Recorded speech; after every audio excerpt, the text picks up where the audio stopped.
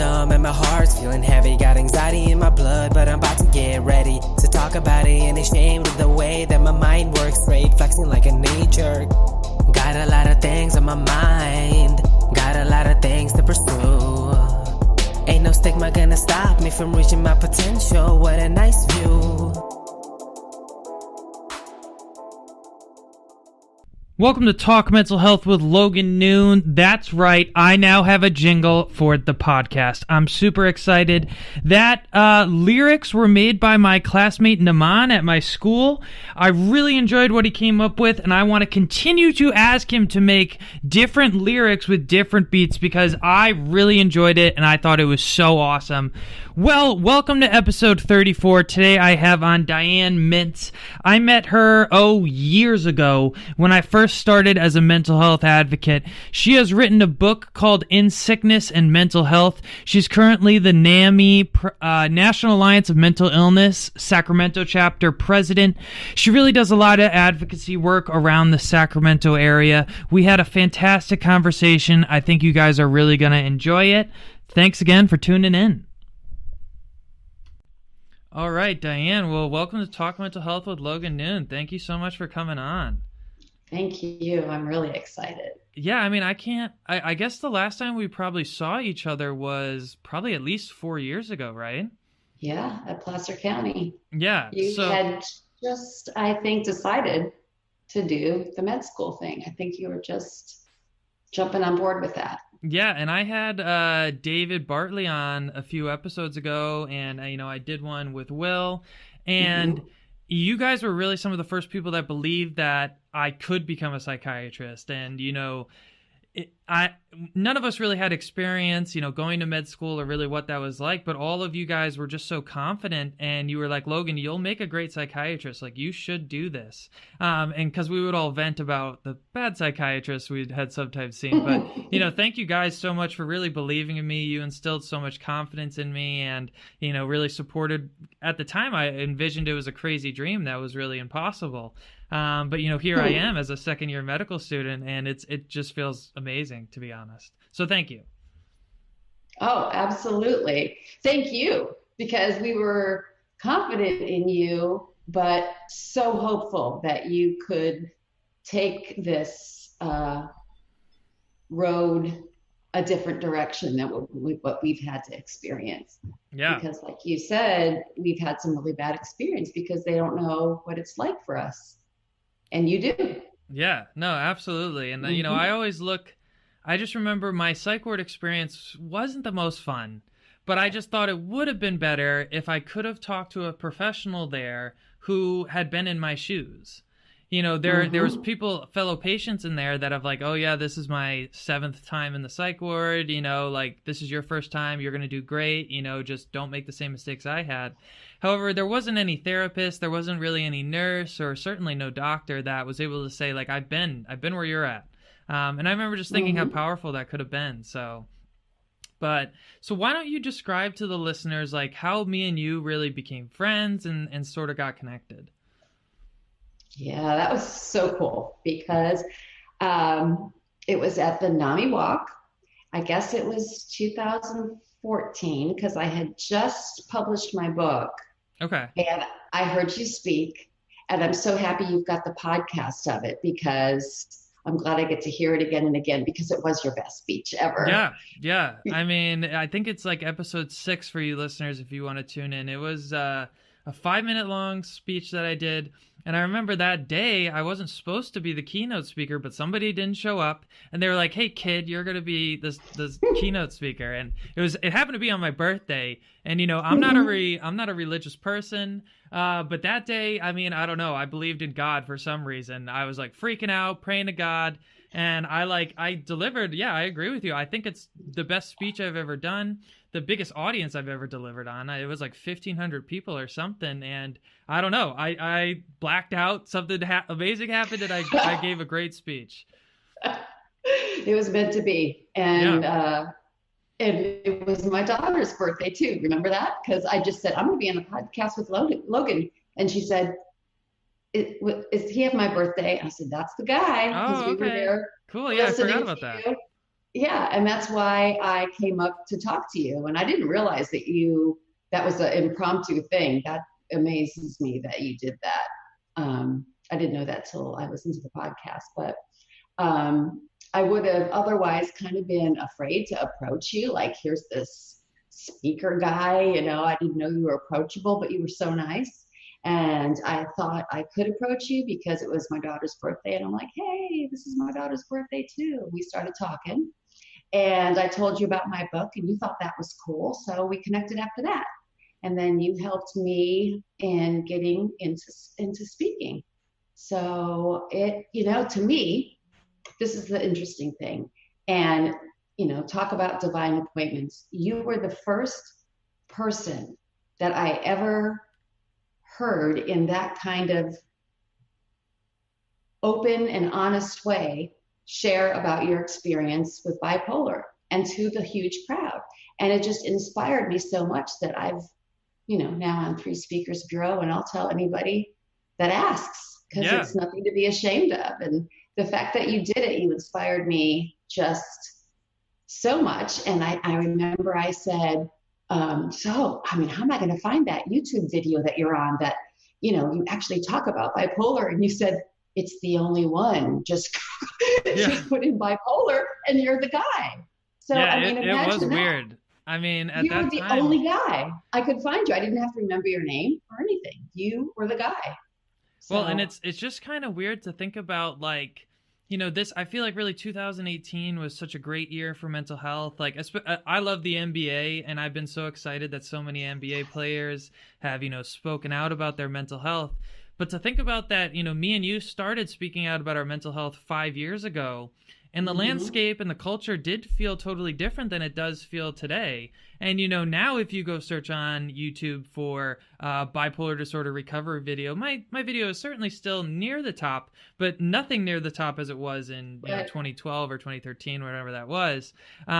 So I guess when we first met, were you public about your bipolar disorder? Like, did you put it on Facebook? Did you plan on, I know you were releasing a book, but did you plan on putting your name on it, or were you going to use an alias? Like, how did that work? At first, I was concerned about it. I think in the last year when I'm like, oh my gosh, I'm going to publish this thing. And, my husband and I own an IT company. So my, associates all knew I was writing something. And I realized, oh my God, I got to tell everybody. They're going to know that, these people that we've been doing business with both have serious mental illness. Yeah. Surprise. So it was a big deal. And although the more we shared as our circle grew larger, we started out way back when with just, our few friends and relatives, of course. But as that circle grew and we were accepted by more and more people, and we were open about it, and we didn't get that feedback of, oh my gosh, we're lepers and damaged and nobody wants to talk to us. As that expanded, that helped our recovery, because that takes just that mental, psychological freak out of your brain. That doesn't help to feel that way about yourself when you're having trouble. So amazingly, after I did publish the book and came out more, I got such acceptance. And, we got what we see now when we started speaking. We were kind of the first, and everybody's like, oh, you're so brave, thank you for doing that. And now people are getting more comfortable. I think, NAMI has done a great job with their, Stop the Stigma, campaign and trying to do that, stomping it out. I think I think we're there now. There's a lot more work to do, but I think we're there. And I just am so excited to be able to thank you and honor you for starting this in my life, because you were really, really, you were a big deal. Well, thank you. Yeah, and that really means a lot to me. And really the one thing I like the most about your book is, when I first was diagnosed, it was a long time before I met my wife, and I was single at that time. And one of the key pieces of advice that they told me is, your mental health condition is more than enough to handle. It's not a good idea to fall in love with someone who also has mental health challenges. And I heard this, I worked at an addiction center. We would say the same thing to our patients, like, it's probably not a good idea. And, there is, of course, merit to that. But I really love how you tell your story about how both you and your husband deal with mental health conditions, but you make it work and you support each other. Mm-hmm. And, there's no absolute rules to this kind of thing. And like you guys highlight how, it was challenging in some respect, but also you learned so many valuable lessons to that. And so the book is called In Sickness and Mental Health. You guys can find it on Amazon if you're listening. I read the book a really long time ago when I remember I bought that book and you told me I was one of the first people that I bought it from. I still have it in my bookshelf somewhere around here. And I really liked it. I'll have to pick it up again, or at least have my wife maybe read it. Maybe she'll get a better understanding of kind of what we go through. Right?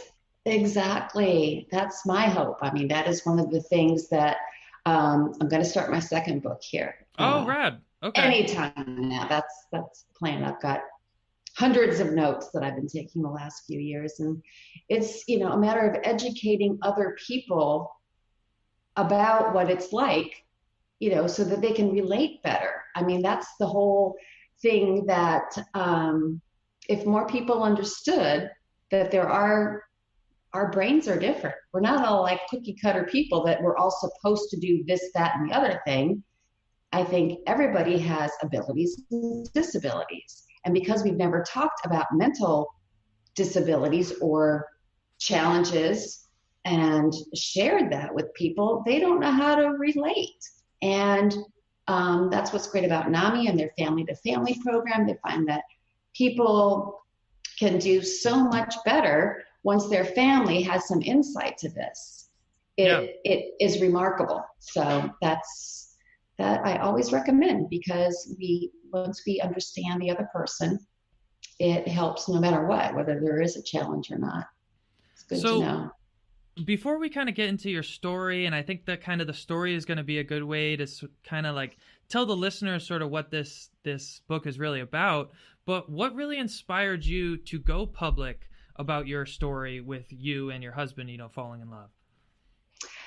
Oh, it's because it's been such a miracle. I mean, how many other people do you know that have, been in mental hospitals and had serious addictions and then ended up clean and sober for 20-something years and not in the hospital for 20-something years? Yeah. It's like, I want to tell people that this is possible. And especially when you hear like bipolar, people think like, oh, well, if they got that diagnosis, all you hear about are things that the media will highlight or problems and all that. It's just a condition like anybody else, really. I mean, if somewhere down the line, I hope that they'll realize that some people have diabetes, some people have chemical, imbalances in other parts of their body. Yeah. I get to speak to kids and they get it. This next generation is going to get it. I tell them, the brain is part of the body. Oh yeah, they get it. They're like, of course it does. Yeah. We've treated it differently. So. No, certainly. And, I remember when I at least first started, it hasn't happened to me recently as much. When I first started disclosing my bipolar disorder publicly, a lot of the reactions I would get, and this is kind of an example of a stigma, but it really wasn't all that bad. They would just say, I didn't think you could get better from that. And I was like, well, you can. But then they would say like, oh, so how long ago did you have bipolar disorder and like when were you cured? And I was like, well, this is a chronic condition. Like I always have this and I'm much better at managing it today than I used to be. But it's not really going to go away. Like I'm always going to have elements of this. I currently take medication. I probably will be on medication for at least a long time, maybe forever. I don't really know, but I'm getting better at over time, but I still have elements of depression and manic but I just, I'm more aware at recognizing those symptoms. Right.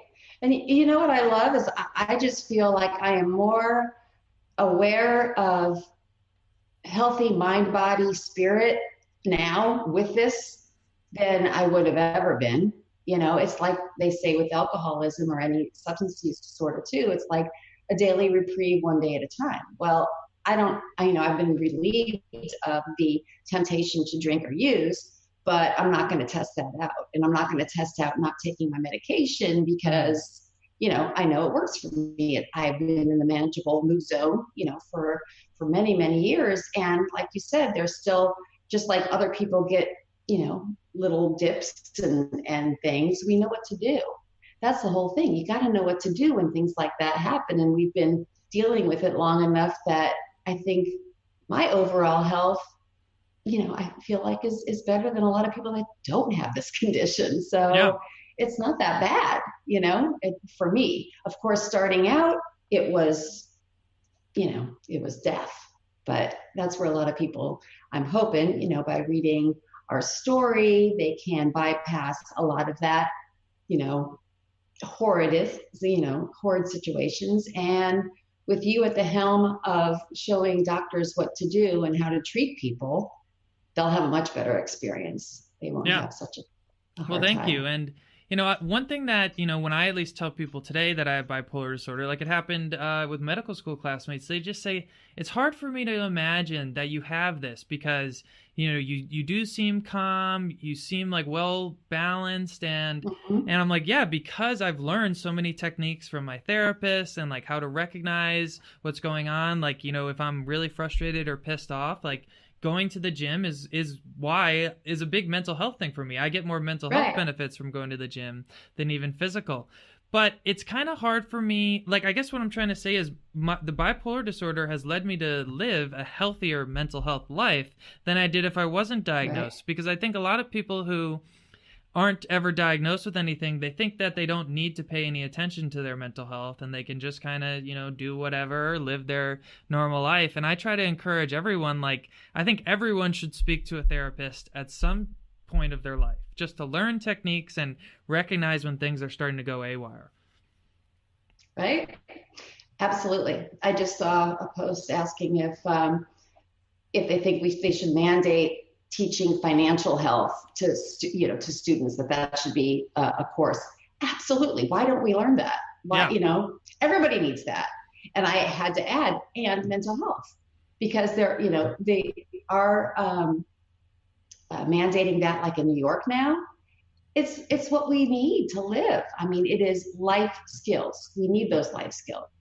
Yeah. And if you don't have them, you're going to end up, something is going to happen. It may not be that you're get a serious mental illness, but something is going to happen because life does fall apart at some point, and how you're going to handle it or how you handle trauma or tragedy, it's probably not healthy because we've never learned. Yeah. So that's one thing I actually have a vision that will happen someday. That's the next, phase. We've got the stigma thing going, but someday we're going to do preventative, right? With mental health more. Well, and I almost, that you mentioning these sort of courses, I almost wish those courses were one course. Because it's like, how many of our I feel like if you look at a budget, it's kind of easy to say like, okay, I should spend this much money on food, this much money on rent, this much money. But, our choices don't always reflect what we want our budget to be. And how many of our financial choices are driven from emotional underlying, kind of motivators? Like, I could drive an old Honda Civic, but at least in the past, when I was very manic, I would go out and get that lofty car loan and buy that fast car or that sexy Jeep that, I still love, but it was because of an emotional concern. And it's one thing I actually would like to do on this podcast, and maybe you could help me out with it, like teaching people specifically with bipolar disorder how to budget and how to recognize sometimes, like, before you can even really recognize manic symptoms, like, hey, are you going out and spending more money on food or more money on just stupid things that you don't need? That could be really a symptom of something that's starting to go wrong in your bipolar disorder. I always tell people, look at your checkbook and your calendar, because my checkbook would become empty and my calendar would fill up with activities. And that was that was where mania was. When I would get depressed, I couldn't show up for any of those things. So it Yeah. was easier to see. And that's what, people said, well, how can I help? How would I know? I said, those are two indicators right there. Yeah. Yeah, So certainly. there's a lot of signs. Do you currently, to manage your bipolar disorder, do you keep like a mood journal, or like do you journal anything? Like how do you use any of those kind of tactics? I still have to do self-care. That's the kind of thing that I have a list of self-care things. And if I start to get away from that exercise, of course, that is the endorphin. That is the one drug that I relied on since I was a child. I need the endorphin to feel good. If I don't do it, I feel bad. So there's that. And just basically taking the time for me to feel good. Because, life gets really stressful. And, like even at this age, I had a heart attack when I was 44, which, I'm like, what? And it's a lot of stress, and that's a genetic thing. So I have to do a lot of things to do body care stuff too. So that's part of it. I don't, as far as moods go, no, I'm healthy in that respect. And a lot of that is a spiritual thing. Okay. So I rely on that. Yeah.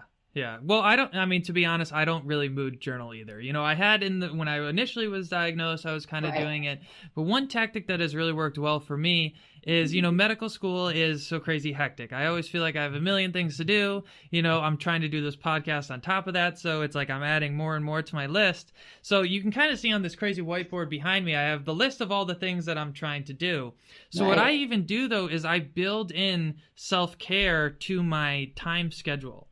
So like I have written on this board in that top right corner, like meditate, and I'll like write in like gym time, and I'll budget out my day, and I'll even budget out like, okay, like I'm really into the Americans on FX right now. I'm just absolutely obsessed with that show.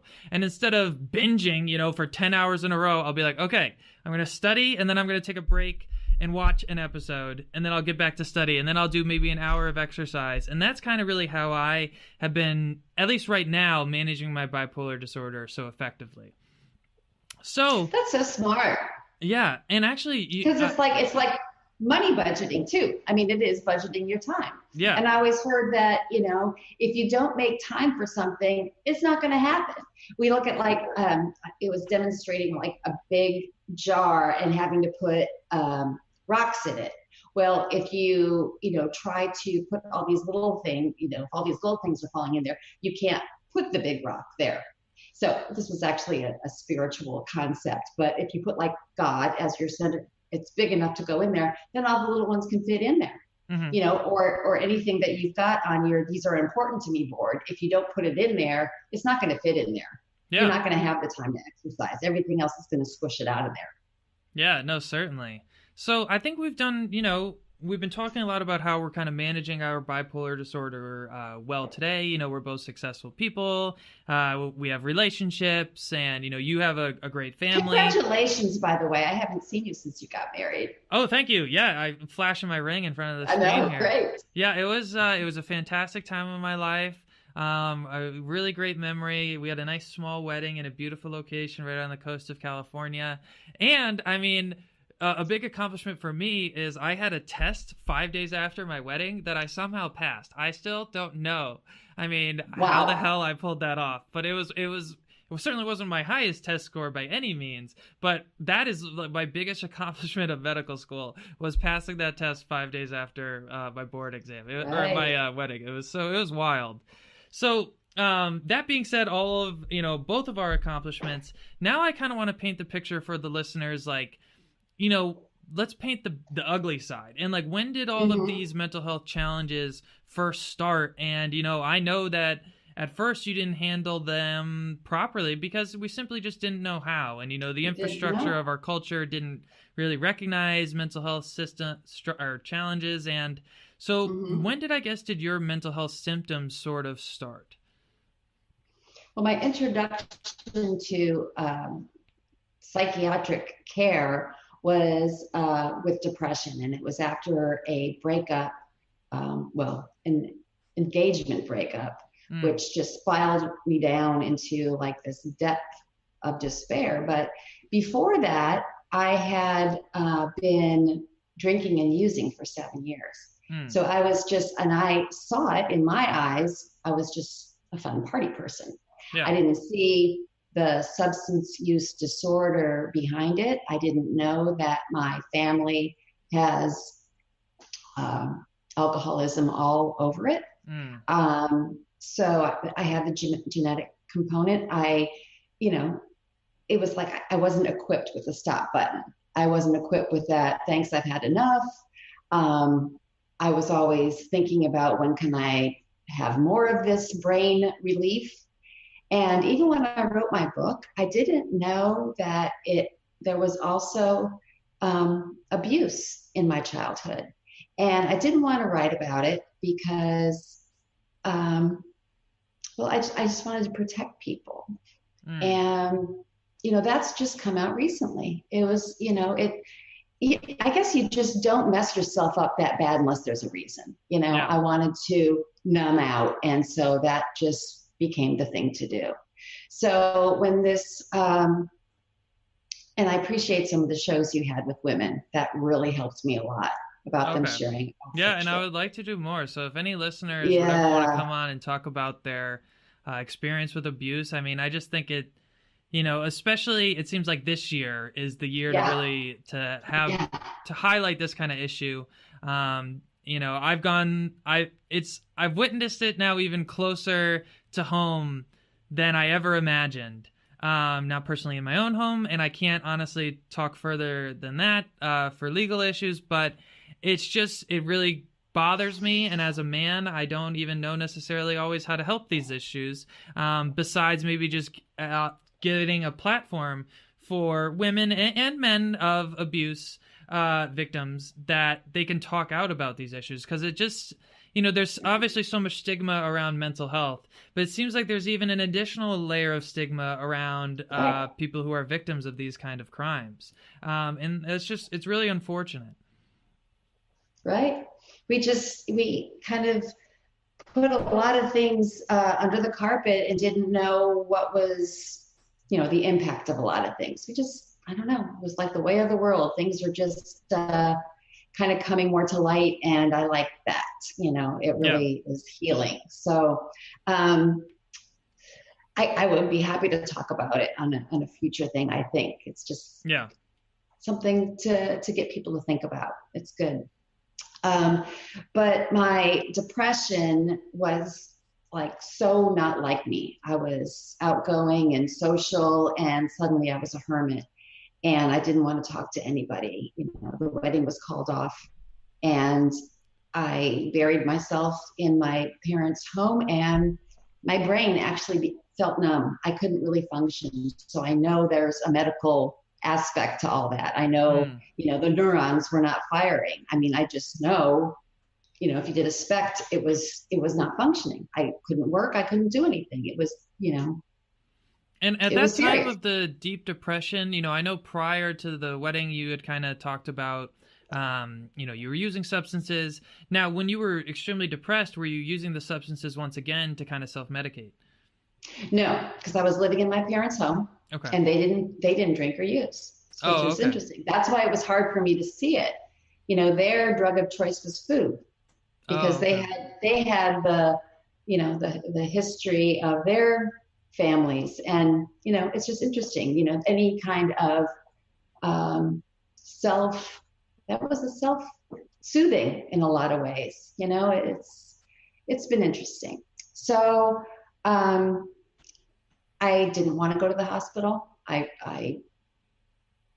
It was, to me, like having that final stamp of mental patient on your head, because nobody talked about mental illness. I knew nothing. I never knew, they didn't have it on TV. It was like I was the one in the world that was, that had a problem. So when I went into the hospital, that made it worse. And I was very suicidal.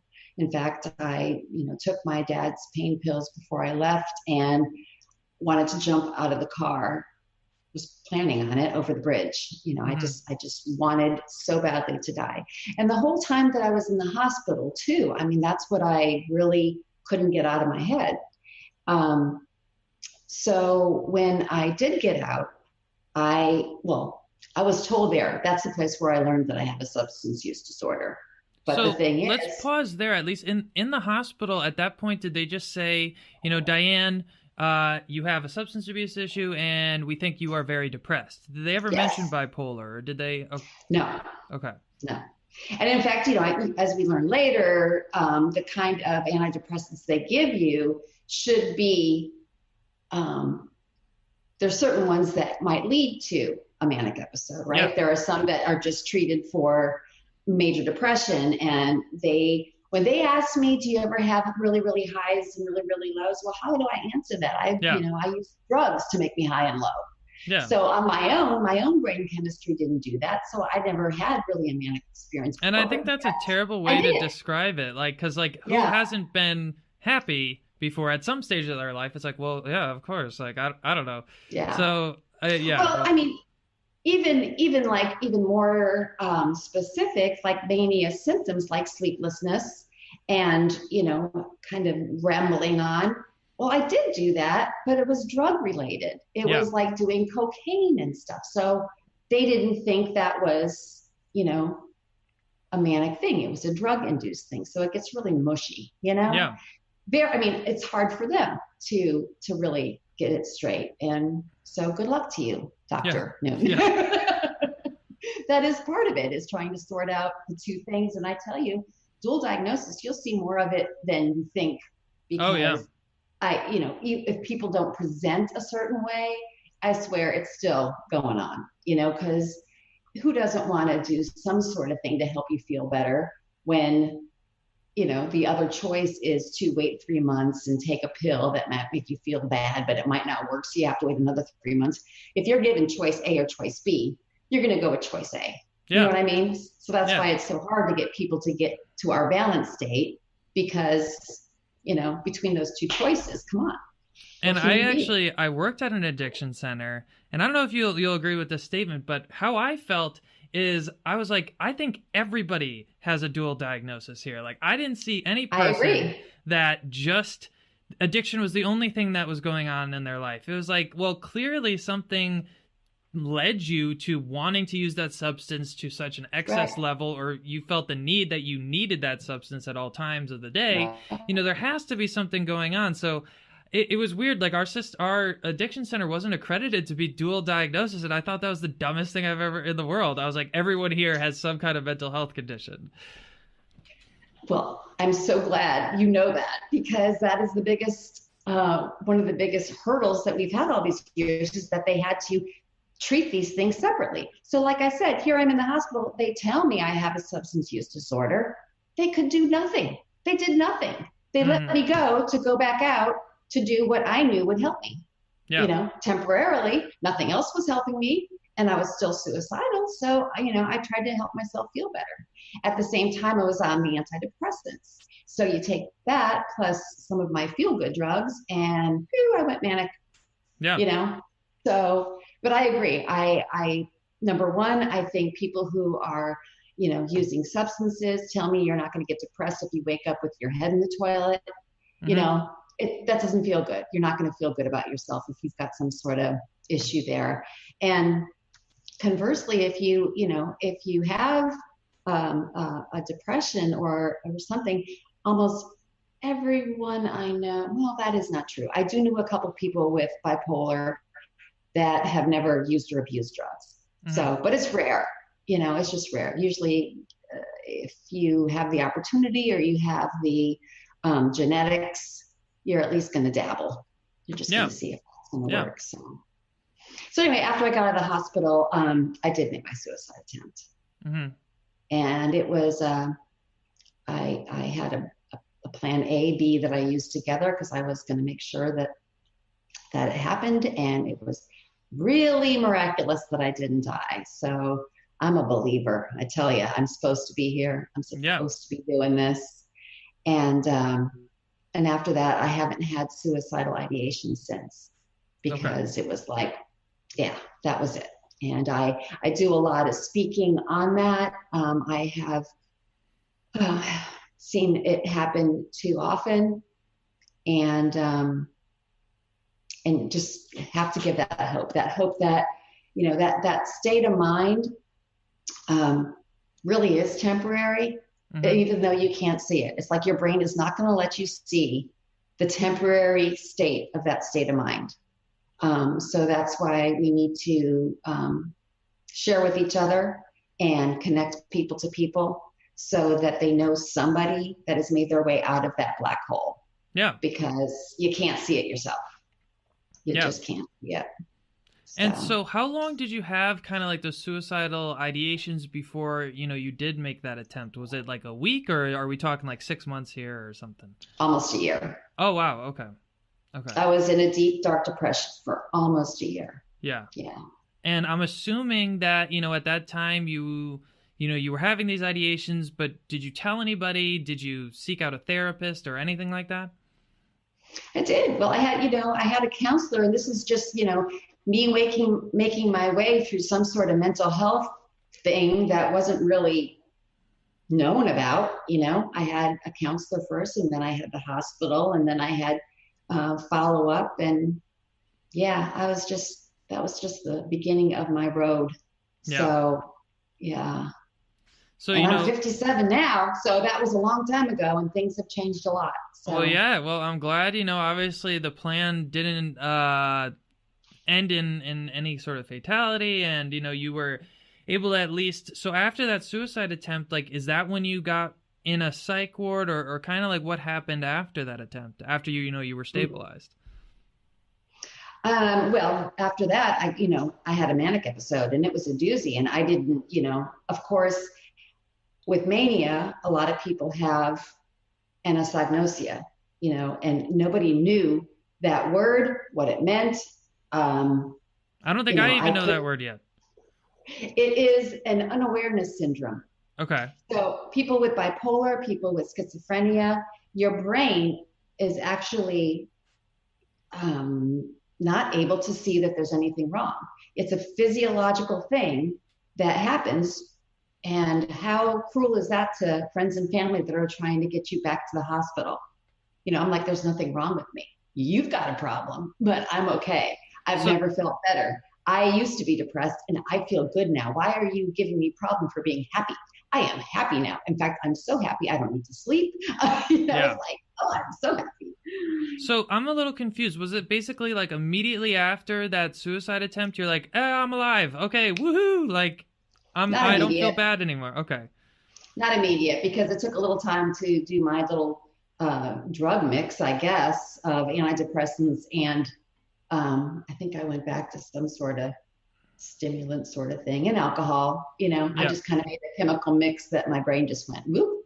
Yeah. And it just took off. And so whatever I was doing, I think it felt like the things that I used to make my brain go up and down and all over the place prior to all this, it just, what I felt like, it's taken off on its own.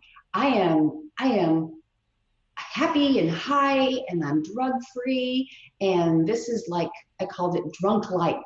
It's like full happiness, 0 calories, it felt good. And unfortunately, the judgment and ability to manage your actual everyday life goes out the window, and the delusions start to get grander and grander. And I don't know if you've had some of the wild adventures I did, but I went to go meet Jesus at the airport. That was a fun episode. So the delusions and all that just, flood in. You were not meant to be that stimulated, that up, that, but you feel so creative. You feel like you can figure everything out. You talk real fast because suddenly you're privy to every, secret of the universe. And it's just such a great feeling. We just can't stay there.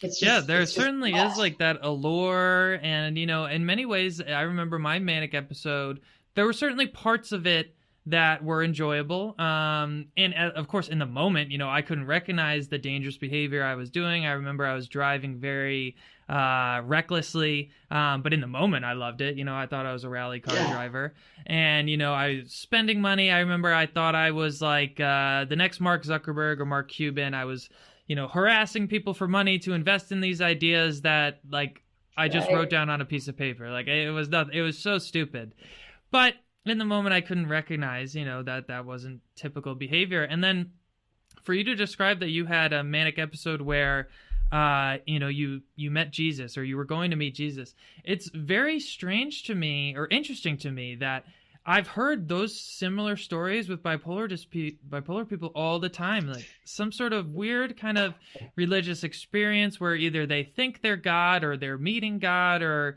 a disciple, whatever it may be. It does seem like one of those weird constants that I've just heard a lot over time. Maybe you have too. Isn't it funny? I totally have. Totally. And it's like the number one topic in the hospitals. Number one, I think everybody has had some sort of experience. That's why one day, maybe book number 3 or 4, I'm going to really explore this more and talk with more and more people about their experience, because to me, I'm seeing it as some sort of like veiled curtain. We're not supposed to know all these things, right? It's just like, it's too much for our human brain to handle. But when all these things are on fire in our brain, there is some sort of spiritual connection that's there, but then everything else in our brain just goes, man, you can't handle it all. That's kind of my simple version of it all. But that's why we don't want to come down. Who wants to come down from that? Especially when you remember, oh my gosh, coming down was that depressive doom. And surely my depressive episodes after that were doubly horrid when not only are you depressed, all those neurons are fizzled out, but now you look back on all the outrageously ridiculous behavior and you're ashamed and humiliated and mortified. Oh my gosh, did anybody see me do that? Or, what did I do? And your checkbook is empty and, so it's depressing. It's double depressing to come down. So that roller coaster ride for me took 10 years. Wow. Because there wasn't, we didn't talk about this stuff. There was nobody to look at and say, what, you've experienced this too? Like, that's when I heard you. It was like, oh my gosh, it's so awesome to have somebody say, I've experienced this and I can talk to you about it. We can share our notes and our experiences, and not be ashamed. Everybody tells us how shameful we should be for this. Not our fault. So when were you initially diagnosed finally with bipolar disorder? Well, after that manic episode. So I was after that initial one? Yeah. Okay. Yeah. Depressed 22, manic 23. Okay. And then, so how did, were they able to find you a series of meds that worked right away? Or was that, a whole journey in itself? For me, it took like, I think 6 or 7 months to kind of really find meds that worked. But I've met people that it's taken decades. It's very challenging. Right. Well, for me, lithium worked. And once I got on it regularly, that's what worked for me for it, since when I did get stable, I was 31. But the thing is, I would go on and off of it. Just like I said, here I am still drinking, and I think I stopped using drugs not too far after that, but I was still drinking, and, it would kind of water it down. I'd forget to take it. I would decide I didn't need it, and they didn't have any dual diagnosis, so I had to integrate my treatment myself. So I had to go ping pong therapy, I called it. I had to go back and forth from here. My psychiatrist is telling me to take my lithium, and he didn't think I had a drinking problem either, because of course I was sober when I saw him, and no real issues. And I would say, yeah, I drink a little, and then I'd have to go, then I'd realize, okay, well, maybe I do have a problem. I go to AA. So I'd go around, I'd go back and forth and back and forth. When I went to AA, it was another challenge because they had kind of this, and I'm finding out they still do. This is another an outrageous thing, but a drug is a drug. You better not take those other mood altering drugs, you know, despite the fact that it's a medicine that is stabilizing my brain.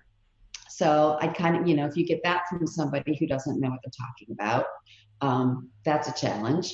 And then, if it's not working, I'm too depressed to actually do the steps. It takes a mind that's working to be able to follow directions, right? If I'm getting all ramped up and manic, then I don't even need it. Then the anosognosia will set in. If there was like some tipping point where it's like, it just like turns off in my brain and I am fine. You can't tell me that I'm sick.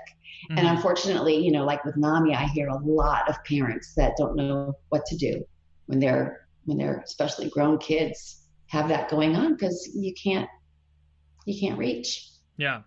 So I guess before you really kind of got a handle of your bipolar disorder, you kind of figured out, you had a substance abuse issue and sobriety. Mm-hmm. So what really was that like? And how did you kind of become to be a sober person in you said how many years now? Like 20 something or 27. Well, congratulations. Yeah. Thank you. I worked at that addiction center, not for very long, but I saw firsthand how challenging it can be. I've, buried friends of mine to addiction. So it's very sad and very, very challenging. So once again, thank you for just inspiring others. So but how did you get to 27 years sober? How did you convince yourself that that's something you needed to do?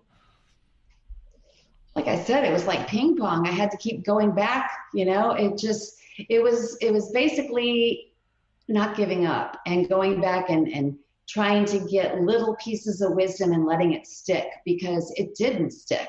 I couldn't deal with both of those things together. But when I was finally able to get sober, then I could see that this medicine is going to keep me sane and sober. So it was basically because my final manic episode was such a doozy that I was almost murdered by someone. Wow. So my judgment was very, very impaired.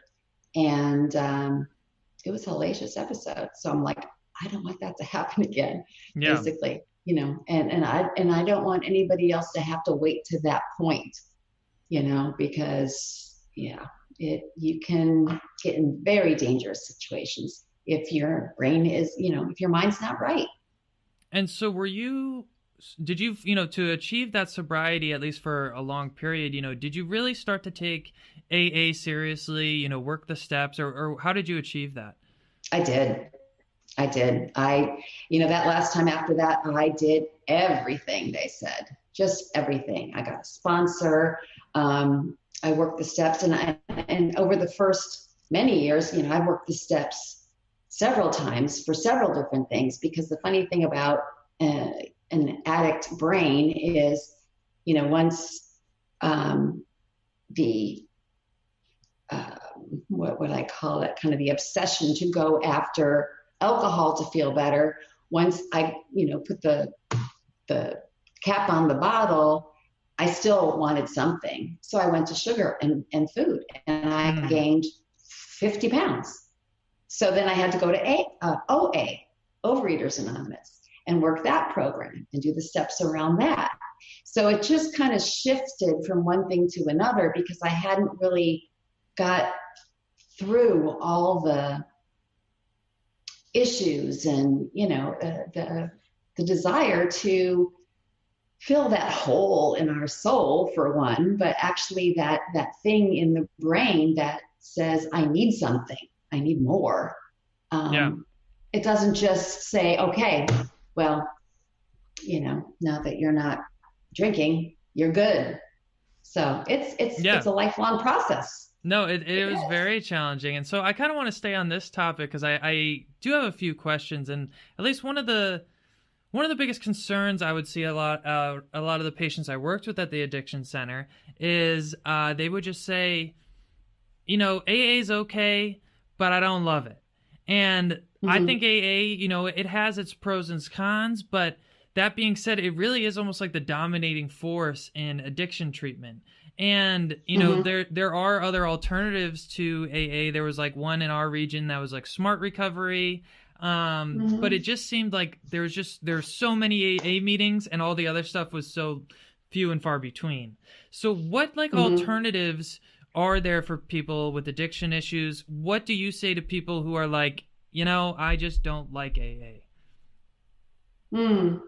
Well, I think, you know, the basic concept is one alcoholic helping another alcoholic. And that is what I want people to see in mental health as well, because that's what helped. It was somebody saying, we both have this problem. I'm about, you know, a half a mile down the road farther than you are. I've experienced this, this, and this, and I want to help you get to where I am. And by doing that, by helping somebody else, by taking their hand and saying, this is what I did, here's the steps I did to get here, and that helps that person too. It helps them stay on the road, because not only are they responsible to themselves, you know, and, you know, tell me how many times, I think I call it the F it theory or response. You know, how many times you say, well, I'm going to do this now, and then, oh, F it. You know, if you have that in your head, you have nobody else to say like, oh, you know, but you have to.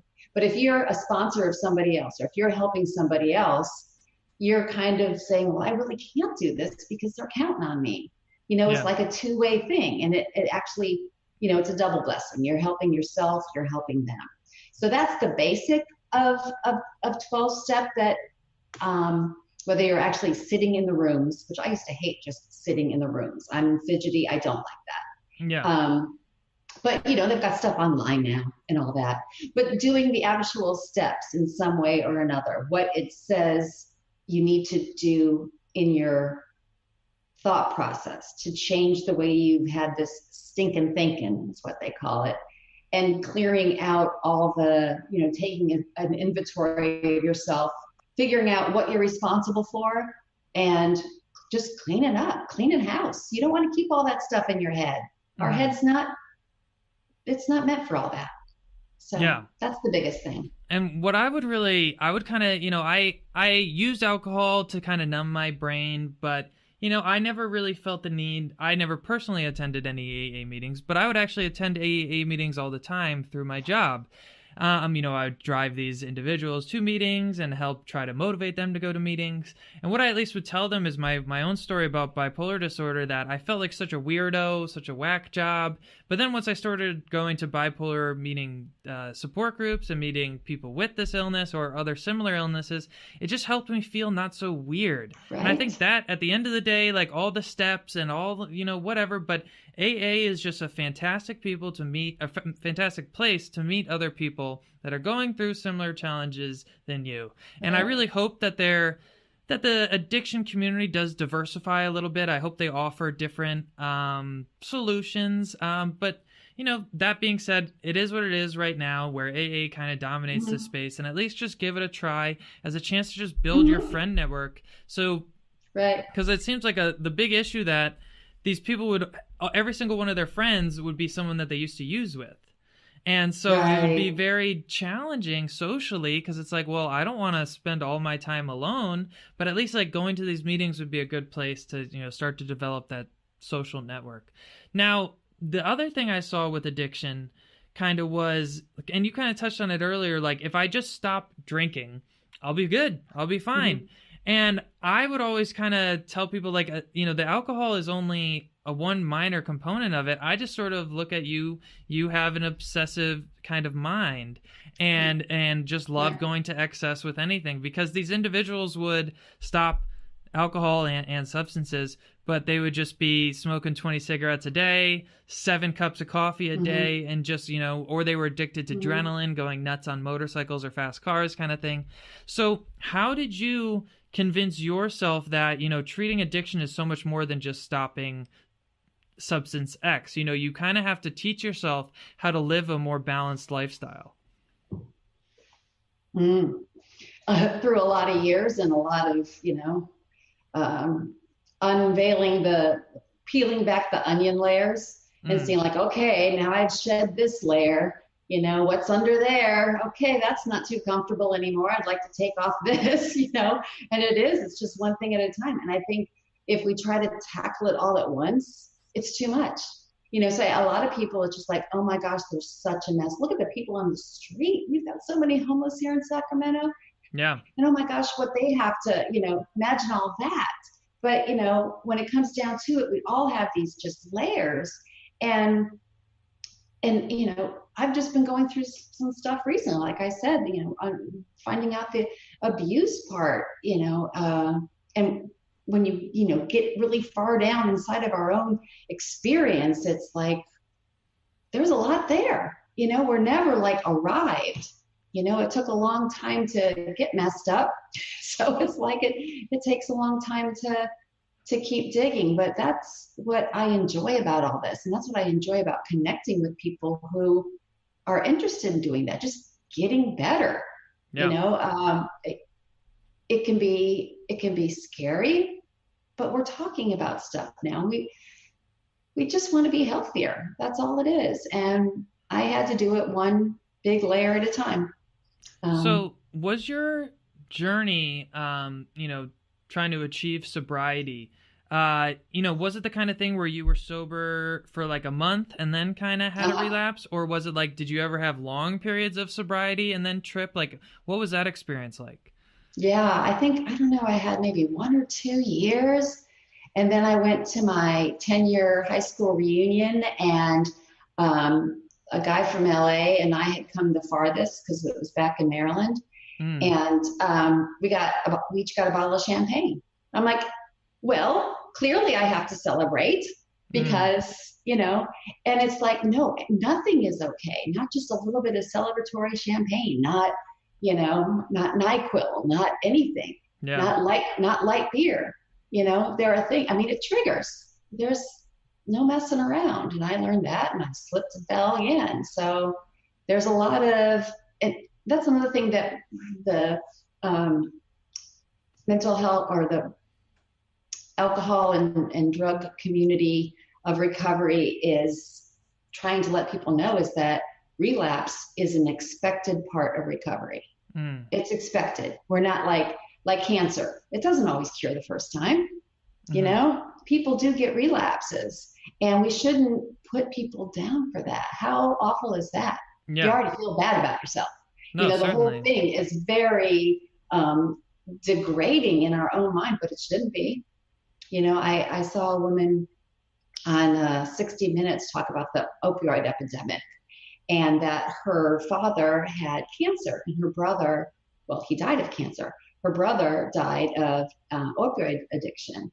And when her dad relapsed, it was like, oh, poor, Joe, we've got to help him. He's sick again. But her brother, they were all, oh, there he goes again. Yep. This weak person. No, it's a brain disorder that is chronic relapse. And the fact that we put people down is what keeps people from getting well. I think we change that. I think my next book is going to be called Unbrainwashed or something of that nature, because we've been brainwashed that, our brain is somehow different. But these disorders and, illnesses, it's not about willpower. Yeah. It's not about strength. And in fact, the people that I know, like you and all the other people who have had to deal with mental illness, they are the strongest people I know. They are our NAMI walk this year, the t-shirts are called, it's heroes. Because that's what we are. We're heroes. We're having overcome, something that is ridiculously hard to begin with.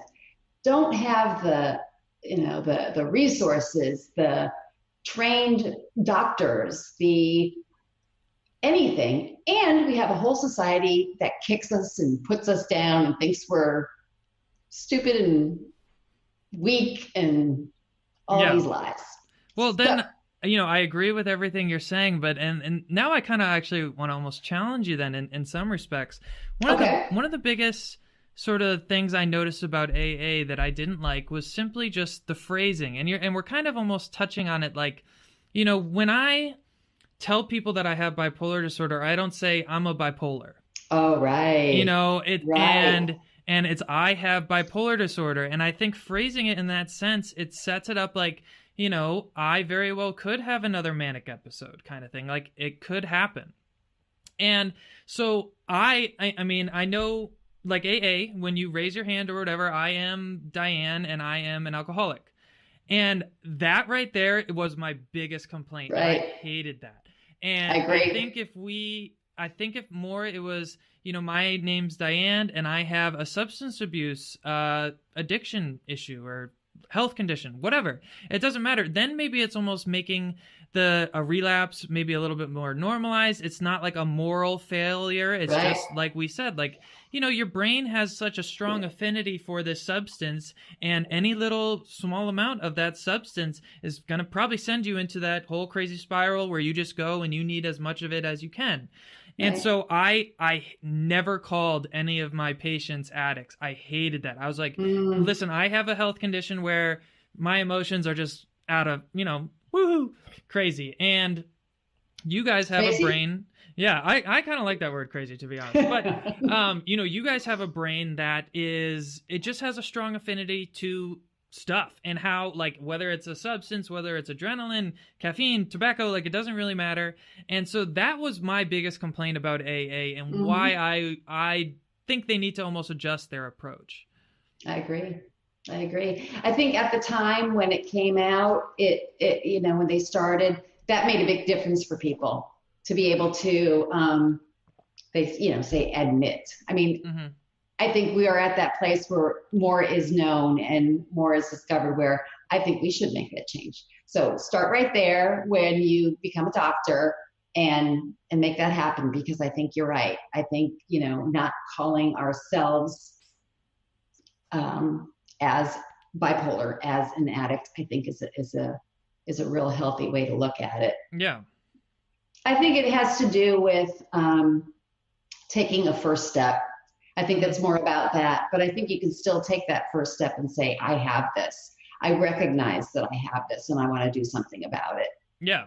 The first step in solving a problem is admitting there is a problem. Right. And, that can be saying those words like, I am an addict or I have an addiction problem is a really big first step for somebody. And it takes some, like, I would have people who would be in my addiction facility who would say, I'm doing this because of my family, I'm doing this for legal reasons, but I don't think I have an addiction, kind of thing. And that was something I heard all the time again. So I do definitely recognize the significance of that statement in itself. But I definitely want to take that stance where if I have any future patients say like I'm an addict, I'm going to say no.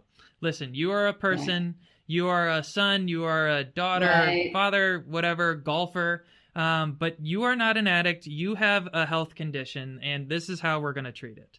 Absolutely. I love that. I had another problem when I, wrote my book, is that I had to get permission from AA that, I put the 12 steps in the back because I do reference it to a lot. And, they talked about the confidentiality, that this is Alcoholics Anonymous, and there are traditions that, talk about what you can and cannot do. And I said, well, I change names in my books. I'm not, disclosing anybody else's things. But, that was one conflict that I had, because here we were at the cusp of saying, I have this bipolar disorder, and wanting to be, out with it and say, like, just like my husband has diabetes. I mean, this is just a condition I have, and make it normal. Whereas on the flip side, I had to be anonymous about the addiction portion of it. Yeah. I'm like, it's really conflict. I want it kind of both to be on the same level playing, really. Yeah. But back in the day when they started it, it was important. And I totally get that too. And I understand, like, some people are very ashamed of, this condition, but forcing it almost to be anonymous is almost implying that you should be ashamed. Right. And that was another thing that kind of was just like, well, my attitude. I am like the opposite of anonymous at this point. Right. Just because I think, and I would encourage even my patients to live the same way, because it's how many people that you probably don't even know about are going through some means of addiction. Like you sharing your story is powerful, and it's going to help so many people. And so, all this complaining aside, it is still an amazing program, and I still encourage people, of course, to use it. But I think also admitting its faults is how we improve this system and help more people at the end of the day. Absolutely.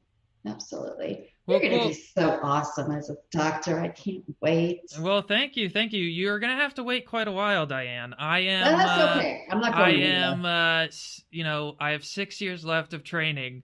Wow. Before I can kind of do my own thing. I'm 2 years away from residency, so there is a residency in Sacramento, UC Davis. I heard that. Are you going to come here? Well, I would love to. I mean, it's more like the matching system isn't. I kind of get to rank places that I would love to go to, but they also rank students that they want, and so you have to have a quote unquote match. So if you know anyone at UC Davis psychiatric program, yes, I will find somebody. Believe me, just knock on their door and be like, listen, I got my homie Logan up in Washington right now.